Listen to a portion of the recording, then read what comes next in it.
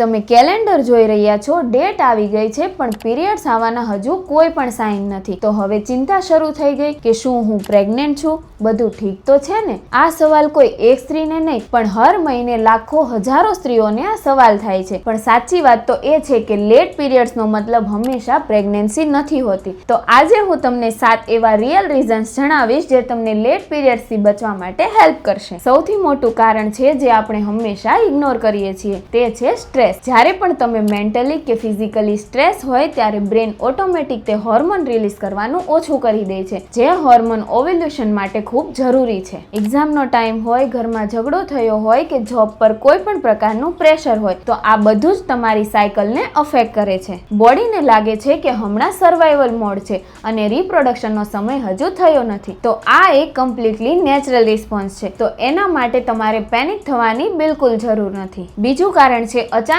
તમારા બોડીનું વેટ વધવું કે પછી ઘટવું. ઘણી બધી લેડીઝો ડાયટ કરે છે કે પછી જીમ જોઈન કરે છે, જેના લીધે તમારી સાયકલ લેટ થઈ જાય છે. બોડી ફેટ અને હોર્મોનનો ખૂબ ઊંડો સંબંધ છે. ઓછું body fat is equal to ઓછો estrogen is equal to late period. એ જ રીતે ખૂબ ઓવર ઇટિંગ કે પછી PCOS રિલેટેડ વેટ ગેઇન એ પણ તમારી સાયકલને ડિસ્ટર્બ કરી શકે છે. તો તેના માટે હેલ્ધી અને બેલેન્સ ડાયટ અપનાવો અને માર્કેટમાં મળતી ક્રેશ ડાયટને ટાળો. PCOS polycystic ovary syndrome. આ નામ તો તમે ઘણી બધી વાર સાંભળ્યું હશે. ઇન્ડિયામાં 10 માંથી લગભગ એક સ્ત્રીને PCOS ની કમ્પ્લેન તો હોય જ છે. આ કન્ડિશનમાં હોર્મોનલ ઇમ્બેલેન્સને કારણે ઓવ્યુલેશન રેગ્યુલર નથી રહેતું, એટલે કે તમારા પીરિયડ્સ 35, 45 કે પછી લગભગ 60 દિવસ પછી પણ આવી શકે છે, જેની સાથે સાથે તમને એકને, હેર ફોલ કે પછી વેટ ગેઇન જેવા ઘણા બધા સિમ્ટમ જોવા મળે છે. જો આ બધા સિમ્ટમ્સ તમને રિપીટેડલી દેખાય તો ગાયનેકોલોજીસ્ટને ચોક્કસથી મળો. PCOS એ મેનેજેબલ છે અને અર્લી ડિટેક્શન એ આપણને ખૂબ હેલ્પ કરી શકે છે. ત્રીજું અંડરરેટેડ રીઝન છે થાઇરોઇડ. થાઇરોઇડ ગ્લેન્ડ એ આપણા બોડીના હોર્મોનને રેગ્યુલેટ કરે છે. હાઇપરથાઇરોઇડિઝમ કે પછી હાઇપોથાઇરોઇડિઝમ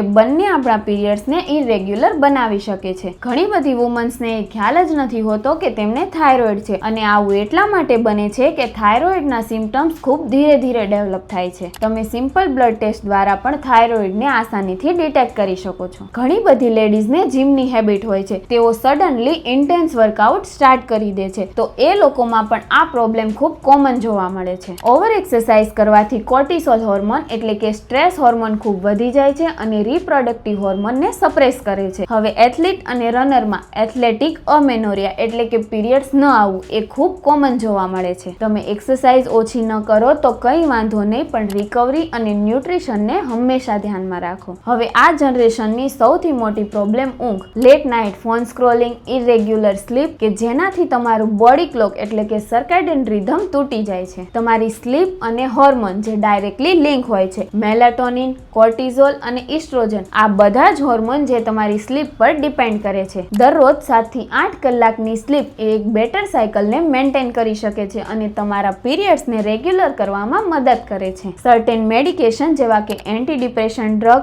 બ્લડ પ્રેશર પિલ્સ કે પછી કોઈ પણ સ્ટીરોઇડ એ પણ તમારા પીરિયડ્સને અફેક્ટ કરી શકે છે. બ્રેસ્ટ ફીડિંગ, પ્રી મેનોપોઝ કે રૂટીનમાં કોઈ પણ ચેન્જીસ વખતે તમારું બોડી સેન્સિટિવલી રિએક્ટ કરે છે, જેના કારણે પણ પીરિયડ્સ લેટ આવી શકે છે. ડોક્ટર જ્યારે પણ કોઈ ન્યૂ મેડિસિન સ્ટાર્ટ કરે છે ત્યારે હંમેશા તેની સાઇડ ઇફેક્ટમાં પીરિયડ્સની ઇરેગ્યુલારિટીને મેન્શન કરે છે, પણ ઘણીવાર આપણે તેના પર ધ્યાન નથી આપતા. બટ જો 2 મંથ કન્ઝ્યુકેટિવ પીરિયડ્સ લેટ આવે, ખૂબ પેઇન થાય કે પછી તમારી સાયકલ 90 ડેઝ કરતાં વધારે ગઈ હોય તો હું તમને ગાઈડ કરી શકું છું. જો આ વિડીયો તમને યુઝફુલ લાગ્યો હોય તો લાઈક કરો અને શેર કરો તમારા ઘરના ફેમિલી ગ્રુપમાં, તમારી સિસ્ટર, તમારા ફ્રેન્ડ અને તમારા વાઈફને. નીચે આપેલા સબસ્ક્રાઇબ બટન પર ટેપ કરો એટલે કે જ્યારે પણ નેક્સ્ટ વિડીયો આવે ત્યારે મિસ ના થાય. તો હવે મળીએ આપણે નેક્સ્ટ વિડીયોમાં.